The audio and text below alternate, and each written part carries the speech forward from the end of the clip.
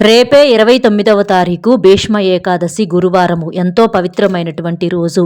ఈ రోజున ఇంట్లో ఆడవాళ్ళు పొరపాటున తెలిసి కానీ తెలియక కానీ ఈ కూరను వండినా లేదా తిన్నా కూడా చేతిలో చిల్లిగవ్వ అనేది లేక నరకం అనుభవించాల్సిన పరిస్థితి అనేది వస్తుంది. అంతేకాకుండా అప్పుల పాలైపోతారు. ఎందుకంటే ఇంట్లో ఆడవాళ్ళు ఏ కూరను వండితే అదే కూరను ఇంట్లో పిల్లలు పెద్దలు అందరూ కూడా తినేస్తూ ఉంటారు. కాబట్టి మీరు చేసే పూజలకు ప్రతిఫలం దక్కాలి అంటే ఈ కూరలను పొరపాటున వండొద్దు, తినొద్దు.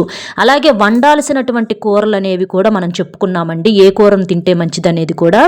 అది ఏంటి అనేది మన ఛానల్ పేరు కిందే వీడియో లింక్ ఇస్తున్నాను. మీరు అక్కడ క్లిక్ చేసినట్లయితే మీకు చక్కగా అన్ని విషయాలు అందులో వివరంగా చెప్పబడ్డాయి. ఎందుకంటే భీష్మ ఏకాదశి ఇది 100 సంవత్సరాలకు వస్తున్నటువంటి అద్భుతమైనటువంటి రోజు అనమాట.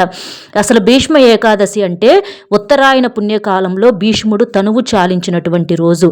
భీష్ముడు చనిపోయే ముందు ధర్మరాజుకు విష్ణు సహస్రనామాన్ని బోధించినటువంటి పవిత్రమైన తిథి కాబట్టి దీన్ని భీష్మ ఏకాదశి అంటారు. అలాగే ఈరోజు భీష్ముడికి ఏంటంటే తర్పణం చేసి మహావిష్ణువును పూజించిన వారికి స్వర్గప్రాప్తి అనేది కలుగుతుంది. ఈ భీష్మ ఏకాదశి మనకు గురువారంతో రావటం అనేది చాలా గొప్ప విశేషం కాబట్టి ఈ రోజును అస్సలు మిస్ చేసుకోవద్దు. ఇలాంటి రోజు మళ్ళీ మళ్ళీ రాదు కాబట్టి మీకు ఆర్థిక పరంగా బాగా కలిసి వచ్చి అప్పులు తీరిపోయి మంచిగా బాగుండాలి అని అంటే ప్రతి మనిషి కూడా బాగుండాలనే కోరుకుంటారు.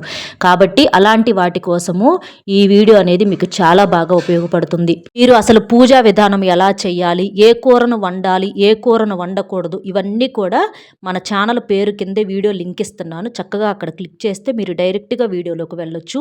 అందులో అన్ని విషయాలు కూడా చక్కగా వివరంగా చెప్పబడ్డాయండి.